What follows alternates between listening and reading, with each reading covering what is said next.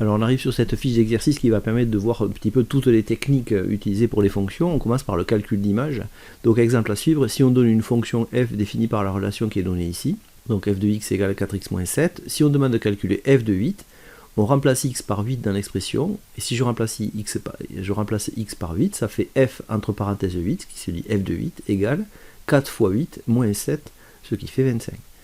Si on demande de calculer l'image de 8 par la fonction, ben c'est pareil, c'est juste une autre façon de rédiger la question. Alors on va voir les calculs d'image sur des exemples. On commence par le premier exercice, où f, la fonction définie par la relation f de x égale 5x plus 4, donc c'est pas la même que la précédente. On demande de calculer f de 6, puis f de moins 3, puis f de 0. Donc f de 6, on l'obtient. Si je reprends la méthode que j'ai expliquée ici, ben on remplace tout simplement x par 6 ici dans l'expression. Ça fera 5 fois 6 plus 4, ce qui fait 34.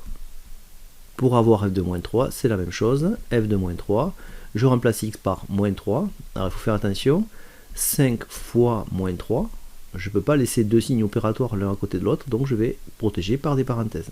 Donc 5 fois moins 3 plus 4, puisque c'est 5 fois x plus 4, ce qui va faire moins 11. f de 0, pareil, on remplace x par 0, ça fait 5 fois 0 plus 4, ça fait 4. Deuxième question, calculer l'image de 5 par la fonction. Bien, c'est la même chose que j'ai expliqué ici. Si je demande de calculer l'image de 8, c'est pareil. Donc ici, si je demande de calculer l'image de 5, en fait, ça revient à calculer f de 5. Et pour ça, eh bien, on remplace x par 5 dans l'expression. Donc ça fait 5 fois 5 plus 4, ce qui fait 29. Exercice suivant, la même méthode avec une fonction légèrement plus compliquée. Donc si je demande de calculer f de 3, eh bien, je vais tout simplement remplacer x par 3 dans l'expression. Donc ça fait moins 3 fois 3 au carré. Et si j'ai remplacé x par 3, plus 4, fois 3 à nouveau, puisque je le remplace deux fois, j'ai 2 fois x ici, moins 10. On rentre ça dans une calculatrice, on obtient moins 25. Ensuite, pour calculer f de moins 2, on fait pareil. Moins 3 fois, à la place de x ici, on met moins 2. Alors on le met bien entre parenthèses et bien le carré à l'extérieur, c'est bien moins 2x qui est au carré, plus 4 fois moins 2, moins 10. On rentre ça dans une calculatrice, ça fait moins 30. Et f de 0, on remplace x par 0, donc ça fait moins 3 fois 0 au carré, plus 4 fois 0, moins 10, ce qui fait moins 10. Dernière question, calculer l'image de 5. Eh bien, l'image de 5, c'est la même question, c'est comme si on calculait f de 5. Donc, de la même manière, on va remplacer x ici et là par 5. Donc, ça va faire moins 3 fois 5 au carré, plus 4 fois 5, moins 10. Ce qui fait moins 65. Exercice suivant, le dernier de la série, sur les calculs d'image. Exercice 3, soit g, la fonction définie par la relation g de x égale 200 sur x plus 30. Donc une fonction ne s'appelle pas forcément f, elle peut porter une autre lettre.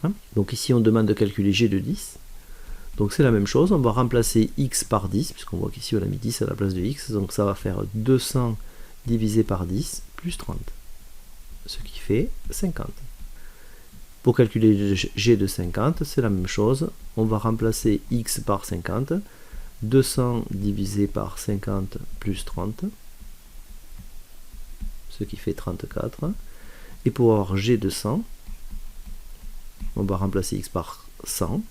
Donc ça fait 200 divisé par 100 plus 30. Et ça fait 32. Quand je demande de calculer l'image de 25, ça revient à calculer g de 25. En remplaçant x par 25, donc 200 divisé par 25 plus 30, ça fait 38.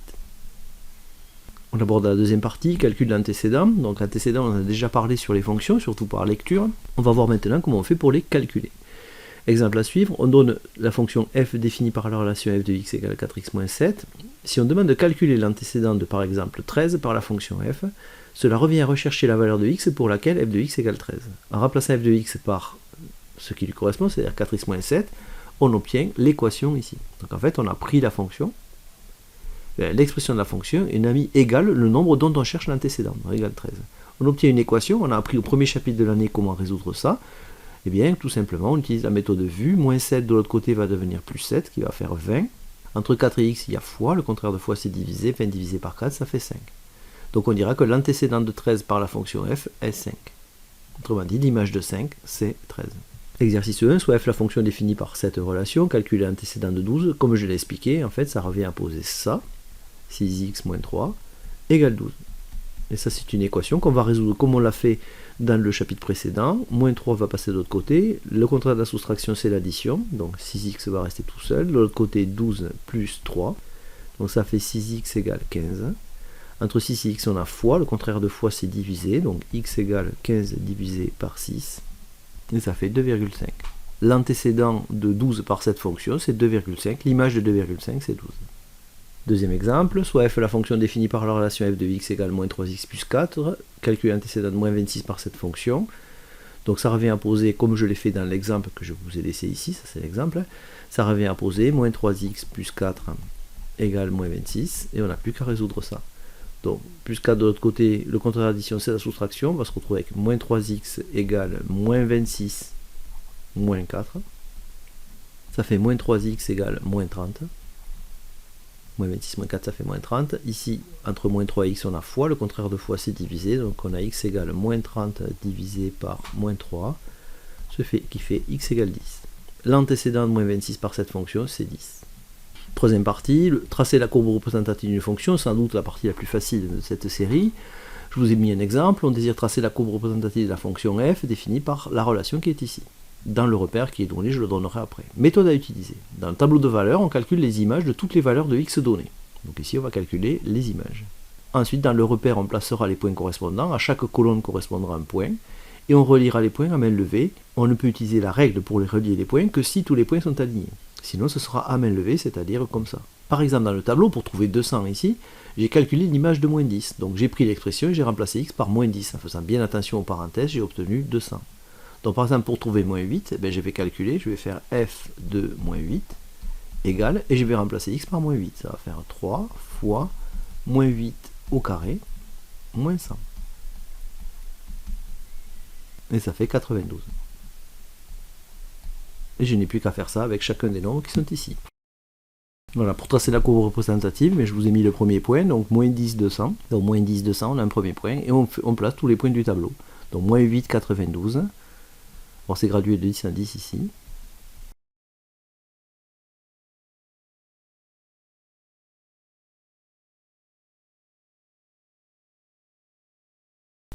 Je précise que ça, ce n'est pas un point, c'est x pour désigner, qu'on rappelle que ce sont les abscisses et les antécédents qu'on met ici, et y coordonnées, image f de x ici.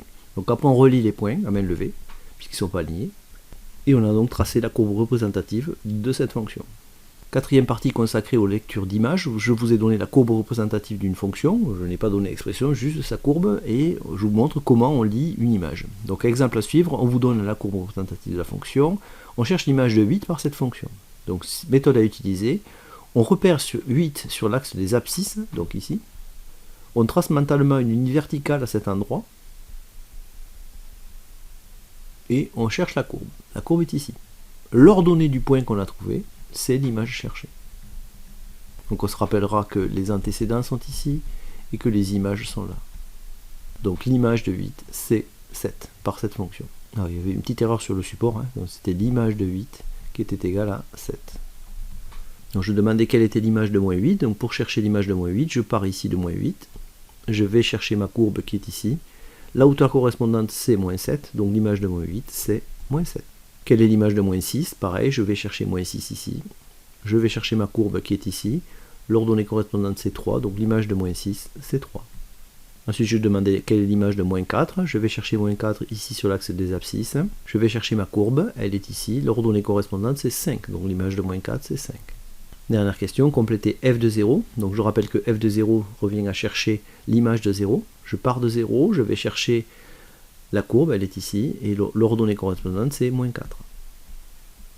L'image de 1, je vais chercher 1 ici, je cherche ma courbe, l'ordonnée correspondante c'est moins 3. L'image de 5, je trouve 5 ici, la courbe est là, l'ordonnée correspondante c'est moins 2. Dernière partie, cinquième et dernière partie, lecture d'antécédents. Donc on donne une courbe représentative, on cherche l'antécédent de 14. Donc la méthode à utiliser est la suivante. On repère 14, donc la valeur cherchée sur l'axe des ordonnées. Je rappelle qu'ici il y a x, abscisse, antécédent. Et ici, y, ordonnée, image. Donc quand je demande de chercher 14, l'antécédent 14, je repère 14 avec ses ordonnées, donc ici. Je vais chercher ma courbe, horizontalement, et je la trouve ici. Et je regarde l'abscisse. Donc c'est exactement le contraire de la recherche d'image. Je pars de l'ordonnée et je vais chercher l'abscisse correspondante. Ici c'est moins 10. Attention, ici il peut très bien y en avoir plusieurs, c'est ce qu'on va voir dans les exemples qui vont suivre. Alors, travail à faire, quel est l'antécédent de moins 15? Donc si je cherche l'antécédent de moins 15, je dois le prendre ici. Je vais chercher ma courbe, je la trouve ici. L'abscisse du point c'est 20. Donc l'antécédent de moins 15 c'est 20. Quels sont les antécédents de 9? Donc je vais chercher 9 ici. Je vais chercher ma courbe, je la trouve ici et là. Donc j'ai deux antécédents ici qui sont moins 7 et moins 14. Donc moins 7 et moins 14. Combien est le nombre moins 5 en titre d'antécédent? Moins 5 c'est ici, je trace une ligne horizontale et je vois 1, 2, 3, 4 points d'impact. J'ai donc 4 antécédents. Je n'en ai pas demandé ici la valeur.